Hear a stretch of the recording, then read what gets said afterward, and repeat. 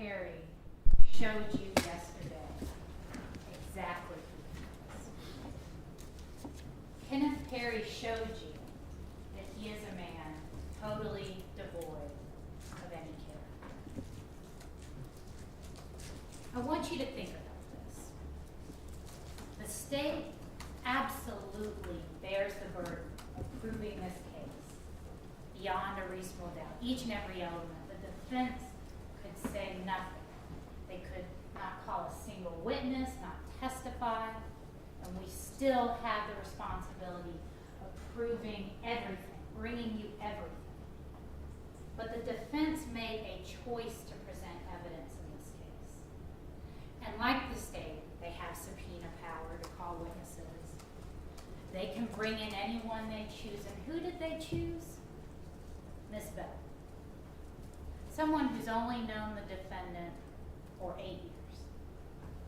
Someone who is married to the son of his girlfriend, who doesn't even want to admit that Mr. Perry is living with that woman. Didn't even want to admit that they were in a romantic relationship. There's a reason Mr. Perry didn't bring someone that actually knew him in 1990. There's a reason Mr. Perry didn't ask one of his children. Mr. Perry doesn't want you to know what he looked like in 1990. Mr. Perry doesn't want you to know where he lived in 1990. And he certainly doesn't want you to know how he behaved in 1990. And that's why Ms. Bell was here.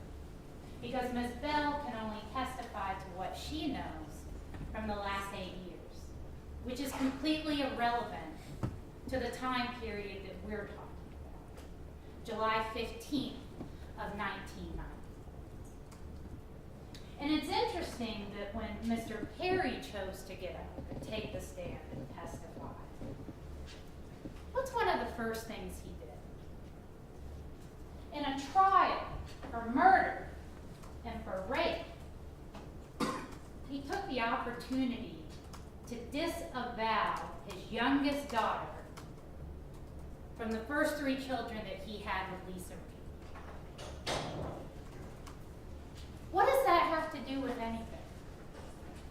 What kind of man gets on the stand with the cameras rolling and questions the paternity of his youngest daughter? For what reason? That's the man Kenneth Perry is. That's his character. This man who claims to be a prophet, to be a man of God, spun a tale so outrageous, so ridiculous. I can't believe the Sumpter family had to sit here for that. The way he tarnished and abused the memory of John and Pamela was disgusting. Absolutely disgusting. Totally unsupported by the evidence. That is the man that Kenneth Perry is.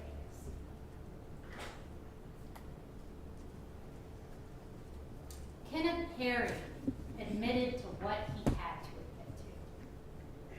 He had to admit he's from Michigan. That he had recently moved to Georgia, that he had an association with that address that was less than half a mile from where the Sumpter's car was abandoned after the murders, that he'd been to the house, his fingerprints are there, and that there had been sexual activity involving Pamela because his DNA was in her rape.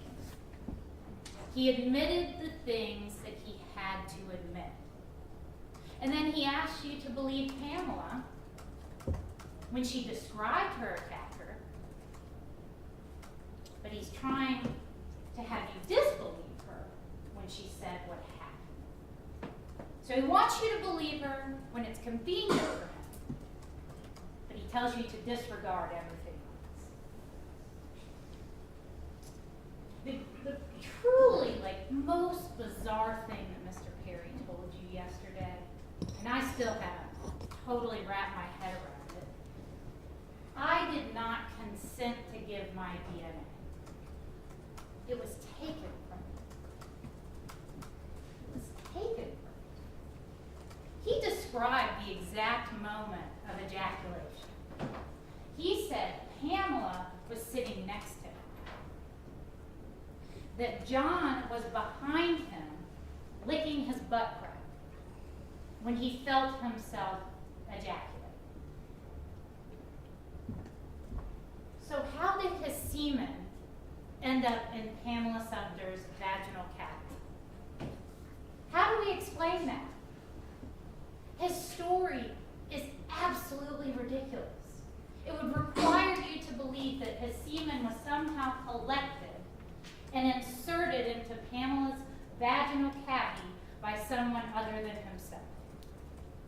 That's ridiculous. Who raped Pamela? If not Kenneth Perry. You heard there was no other male DNA in the sperm fraction. There was no male DNA at all in the skin fraction. It was only Pamela. There was no condom at the scene. There was no condom wrapper at the scene.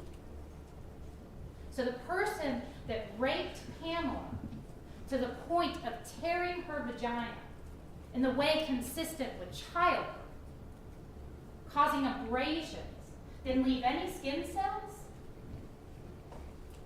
didn't leave any sperm. This person who went to the trouble of getting Vaseline to penetrate her didn't finish. Or I guess maybe he used a condom. And back before DNA was even a thing, he thought to take that used condom and that wrapper with him? This is ridiculous. This is not reasonable, ladies and gentlemen. Mr. Perry is going with the classic, it's some other dude with it. Some other guy. And he's created him out of thin air. Alvin. 33, he remembers. Over 30 years later, he never went to the police. He never gave a report. But 34 years later, he remembers, despite the fact that he was drugged. He was under the influence of drugs when all this happened, right? But he remembers that man was 33 years old exactly. 6'1" to 6'2", exactly. He had a military buzz cut. He looked like an action hero or a gym rat. He was wearing white shorts.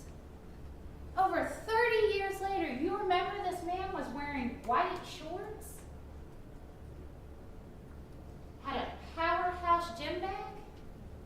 Mr. Perry has had a chance to sit with the discovery in this case. He knew all the evidence. He got to sit here and listen to each person testify before he took the stand. And he went in too hard. He wanted it to match with certain things, so he overcommitted. He said things that aren't reasonable. It's not reasonable that over 30 years later, he remembers exactly how old this person was, what color shorts he was wearing. When the detectives arrested him, he didn't even remember John and Pamela's faces. He didn't remember the apartment. People, he said, sexually assaulted him. He wanted to kill himself afterward. But he doesn't remember their faces. He doesn't remember their apartment. But he remembers Alvin. He remembers Alvin's white shorts. This is absolutely ridiculous. Lies, lies, lies. And it's interesting in his story that when the drugs first start to take effect, that John and Alvin are sexually assaulting him. They're performing oral sex on him. He can't move. He can't do anything to stop them. But he can walk up the stairs. When John takes him up to Pamela's room, suddenly his legs work. Suddenly he can move. Remember, whether he's 5'9", 5'10", 5'11", 208 or 230 pounds. He is significantly bigger than Mr. Sumpter. Mr. Sumpter was 5'6", 125 pounds. He was a petite man. He can't carry Mr. Perry up the stairs. And Mr. Perry didn't even allege that he dragged him up the stairs. He said he walked up the stairs. But then when he gets upstairs, he can't do anything. He can't stop Pamela from pulling him closer. He can't stop John from licking his butt crack. He's frozen again. And then he makes it back downstairs. Again, would have had to walk down the stairs. And he's frozen again. He can't move, and he can't prevent the attack of John downstairs, that third assault that he alleges happened. But he can get up and steal someone's car. He can drive all the way home. This story isn't reasonable. It's not even consistent. He is lying to you.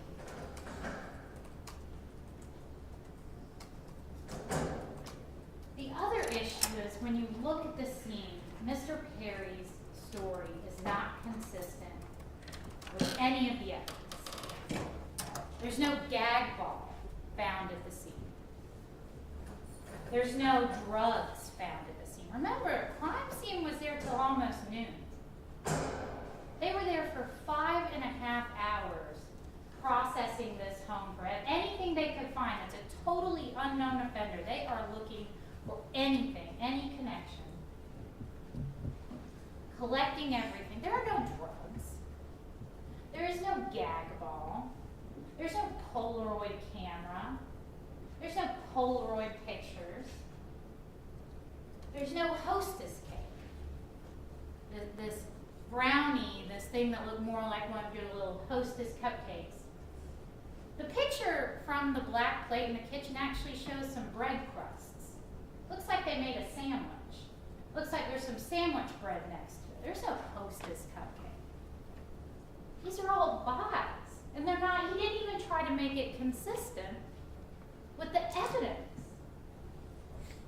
Mr. Perry's account doesn't add up. It totally disregards the scene. And who stole the TV? Where did that go? You see it missing from the stand? You see the cords aren't there? Who stole their car? Isn't it interesting that Mr. Perry admits to stealing a car, but not the car the state said he stole? How convenient. So I guess this must be Alvin's car that he stole, and Alvin must have stolen the Sumpter's car. Who cut the cords on all the phones? Who cut the electrical cords? And what did they use them for? In Mr. Perry's account, none of this is accounted for. Why are Pam's pillows on the floor in her bedroom? He doesn't account for any of this. And the really interesting thing he committed to is that everyone was alive when he left. He said that several times. All three of them. If all three of them were alive when you left, then how do you know that was the night of the murder? He knows because he did it. He knows because he's the murderer. What you'd have to believe to accept Mr. Perry's versions of events is that he was able to come down those stairs in a drugged state, get those keys, pull up his pants, and get out of the house without this action hero, Alvin, armed with a knife, stopping him. They were so so close that he says Alvin even cut him with that knife. So if we tested the blood, what would it show, according to Mr. Perry? His blood. He already admitted that. So you don't need it. Mr. Perry told you whose blood it is. Further evidence that he was there. But he expects you to believe he got away from this action hero with a knife, drugged, made it to Alvin's car, and Alvin let him leave in it? And then Alvin, because everyone's still alive, right? According to Mr. Perry, even though someone that they've all just sexually assaulted has fled from the house and has gotten away, Alvin then takes the time to rape Pam, stab her, stab her brother, cut all the phone cords, cut the electrical cords, steal the TV, even though the police could be coming. You would expect that someone you'd sexually assaulted who ran from the house would be going to the police. But you're going to stay and commit 2 murders, an additional sexual assault, take the time to load the TV into your car, cut all the phones, and you're going to clean up the evidence of your assault against Mr. Perry. You're going to make sure that gag ball isn't there. You're going to make sure that the drugs aren't there. You're going to make sure that the Polaroid camera isn't there, that picture. You clean all that up. But you leave the knife? You leave the Vaseline jar? It makes no sense.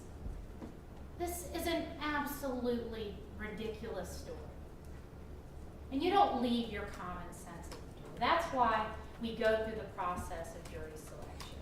That's why each of you ended up on this jury.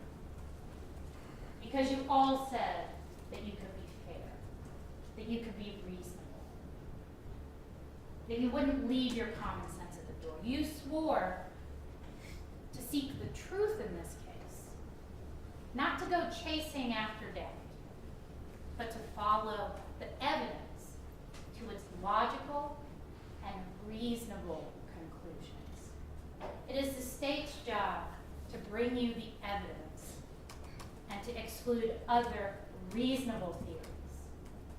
The defense did not present you with a reasonable theory. Not even close.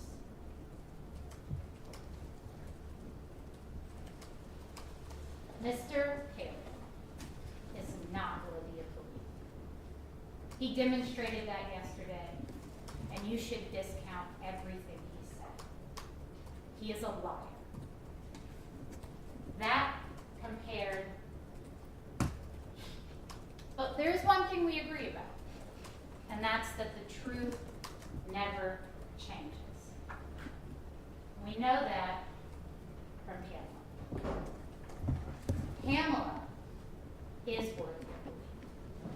And Pamela spent all of her last strength and energy telling the police who did this, giving each of you everything that you need to hold this man responsible.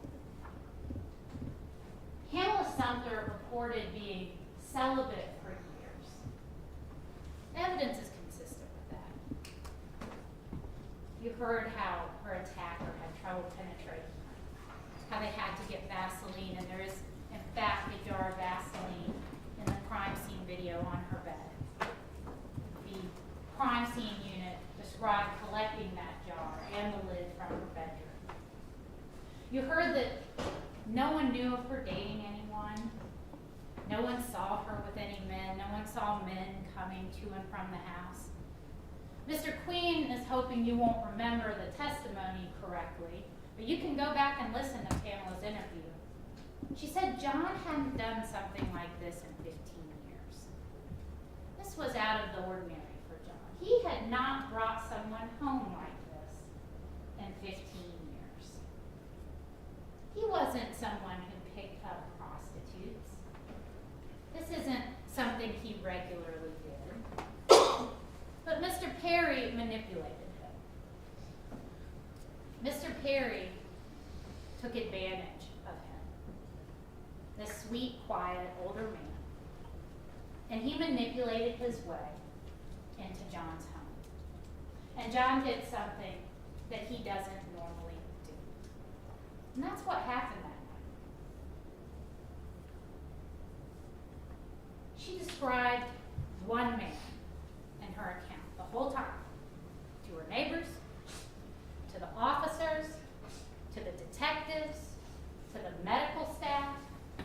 She took great pains to tell everyone she encountered what she knew about this person.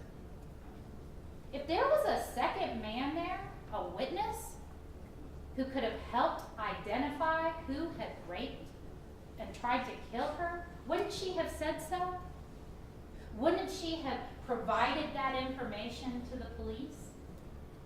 That makes sense. She told them everything else. She ran for help the minute she could, and she did not stop talking about this man who hurt her until her last breaths. But she doesn't mention a witness? It's a lie. It's totally fabricated. Pamela's story never changed. You will have the envelope from her initial conversation with the Washingtons. You're not going to see the word lean on there. You're not going to see the word friend on there. Those are words that Mr. Washington added over 4 hours later when he's giving his statement to the police. This is a very emotional experience for everyone involved. Can you imagine trying to get down the story of a woman who's at your door who's been raped? That's got to be a pretty intense situation. But this is what he wrote while it was being told to him. This is what Pamela said. And her story never changed.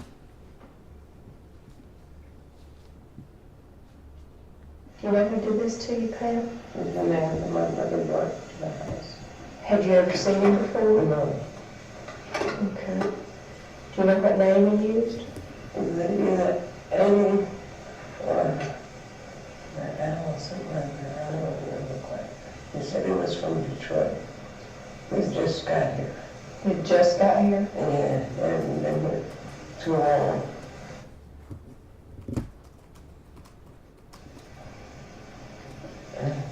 Tell me how big this man was. How tall was he? It's about 5'7", 5'8". What type of build? Slim? He was looked like a fight, but really, you know. You could see the muscles? Mm-hmm. Okay. Solid back. It was a dark brown. Dark brown skin complexion? Yeah. Okay. Not black, but you know what, one shade. What? One shade close to black, you know. Okay. He had one of those similar haircuts that the guys were wearing now. How do you mean it's cut unusual? You know, it's real high. Okay. Is it flat on the top?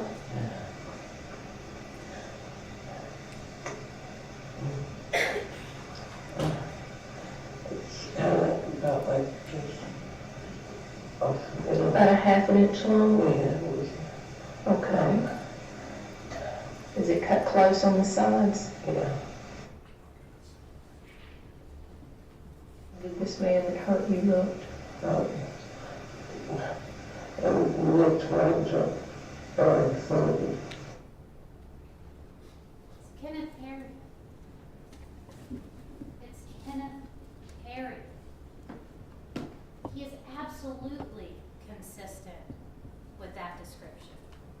We can argue about 5'7", 5'8", 5'9", but I mean, you can look at Mr. Perry. You saw him walk the stand. That man is 5'9", if he's lucky, maybe in shoes. He certainly isn't 5'10". He certainly isn't 5'11". matter what he says on his driver's license. He's 5'9" on a good day. That's giving him a little credit. You can tell from the picture, even though we could only get one of the neck up, you can tell that this is a broad man, that his hair is cut close on the sides, flatter on the top with some link up there. He told you it had been growing out a little bit. He's in his 20s. He has a darker complexion. Remember, Pamela's getting assaulted in her dark bedroom at night. Mr. Perry is consistent with the physical description, and he's consistent with other facts that Pamela was able to gather during the short time that she had exposure to this man. She said she'd never seen him before. He had been to the house earlier that same day, but before her brother bringing him over, she'd never seen this man before. He first came to the house, she believed it was sometime around 7:30 or 8 o'clock. John said they were going to go do the 25-cent tour of Atlanta and drive around, go to the club. Did she want to join them? And she said no. She had to get up and go to work the next morning. She was working overtime and had to be up early. She stayed home and watched TV, and the two men came back a little before midnight. That's what she meant when he was there earlier, when he was there before. He was there earlier in the evening. This isn't a man she'd ever seen before. He was from Detroit, Michigan. What are the chances? I mean, Mr. Perry has got to be the unluckiest man on earth. This other man that she wouldn't describe, that actually attacked her, that actually stabbed her, is also in his 20s to 30s. You know, has the same haircut, has the same body build, is also from Detroit, also has a connection to the Lithonia area. Mr. Perry's fingerprints are the prints of the scene. You saw from Mr. Perry's birth certificate that he was in fact from Michigan, that he's not a twin. There isn't an identical twin out there that could have contributed the DNA. Even though he wanted to fight me on this, 7047 Swiss Street was the address of the mother of his 3 children. The 3 children he came to Atlanta for. He said, when he was asked, are you dating, were you married? Well, I wasn't really either. I was with the mother of my children. It's the address he provided to the courts. It's the address he stipulated that he gave us his address in October. Mr. Perry was living at that address, no matter how hard he wanted to fight it. And we know that address was less than half a mile from where the car that was stolen from the Sumpter's house was located. In the woodline, abandoned. A mere 9-minute walk from Lisa Reed's house, where Mr. Perry was staying.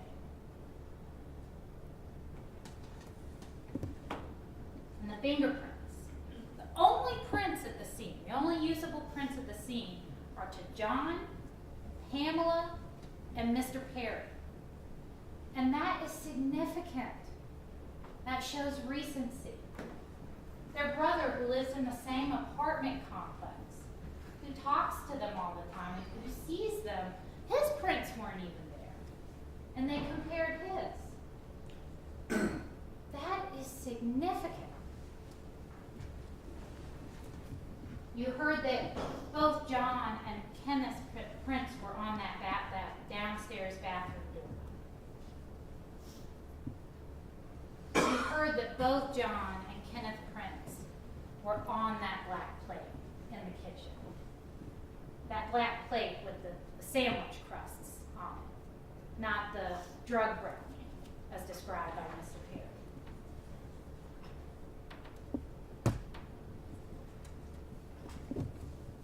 I don't know what the point of John Pate Black was, I don't know if the defense hadn't committed to what their story was going to be yet. They wanted to see how that might play out. But you heard that John paid black. His fingerprints were compared. The only person anyone could think of that John had had any sort of disagreement with, his prints were nowhere in the apartment, were on nothing found at the scene.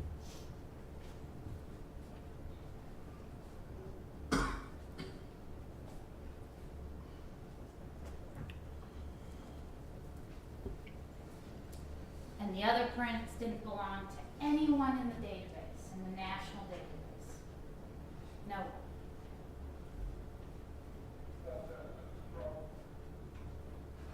Kenneth Perry is the person responsible. You have enough evidence. You know he is the man who contributed the DNA in Pamela Sumpter's rape kit, in the vaginal swab. You heard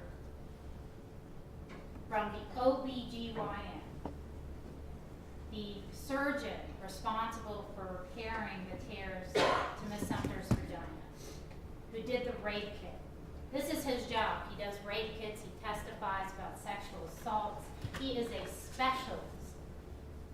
Told you that Pam had a hysterectomy. She did not have a cervix. And so in her case, it would be different. He said that the vagina is a toxic environment. And without the cervix, he would expect DNA to be present for a matter of hours. We're no longer talking about days. And that's what his testimony was.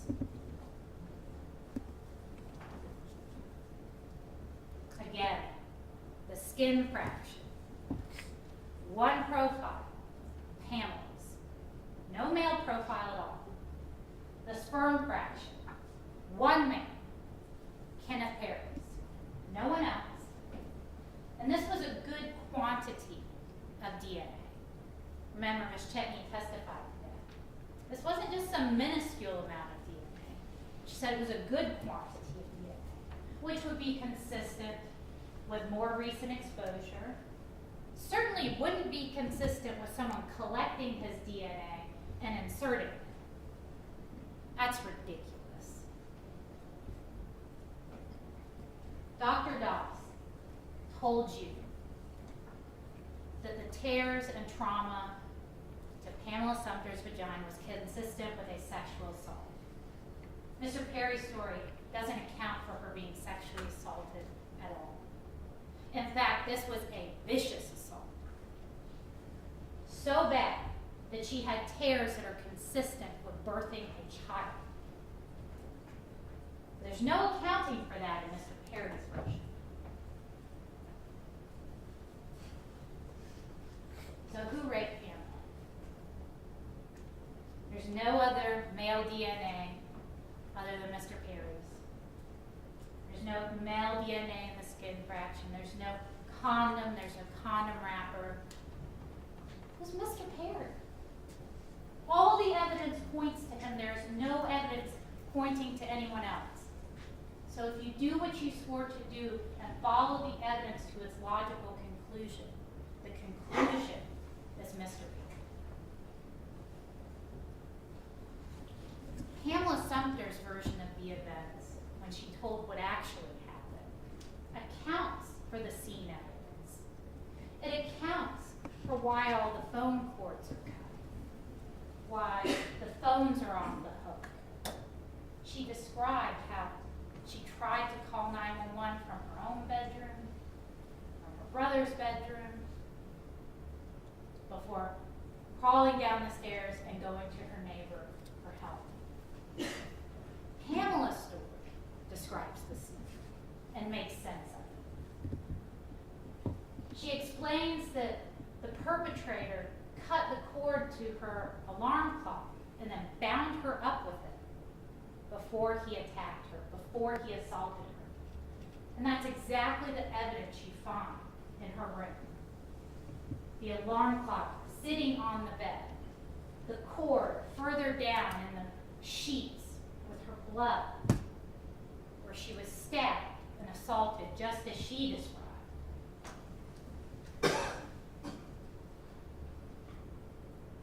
You see the knife with the chunk missing out of it, where it cut the electrical cord that was found downstairs near her brother John. Now, it's not the state's theory that John was killed first and then Pamela. It could be either. And in fact, the evidence is really more consistent with the other way around. Mr. Perry was probably telling the truth when he went upstairs and told Pamela her brother was asleep downstairs. And he started attacking her. And Pamela didn't want to make a noise because she knew that her brother was much smaller than Mr. Perry and that he could easily overwhelm him. Her brother's a small man, Mr. Perry's a big guy with a knife, so she kept quiet for her brother. Mr. Perry cut the cord to the alarm clock, causing this burn to the knife, taking a chunk out of it, proceeded to tie Pamela up with the cord and rape her. They then made their way to the ground where he put Pamela face down with her hands tied behind her back, with the pillow over her head, and choked her and smothered her until she pretended to die. He stabbed her, and you heard the testimony from the medical examiner, how these stabs were kind of at a downward angle, and they went in like this and pierced her bowels while she was on the floor. That is absolutely consistent with the direction of the knife as she's face down being assaulted. She told you she got her hand loose from the cord and tried to grab the knife and cut her hand, that she kicked at it but didn't think she did anything. And that's consistent with the evidence. Pamela's story, when she told the truth, made sense of everything else that was found. It accounted for the scene. It accounted for what happened. Because Pamela wanted her attacker to be held responsible. Pamela wanted him to be caught. She wanted the police to identify him. And she did everything she could to make sure that that happened. With every ounce of her being, she told her story to everyone she encountered until she drew her last breath.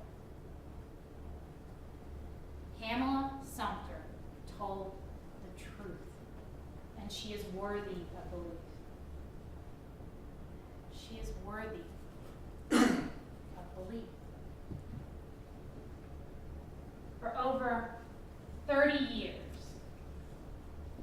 Mr. Perry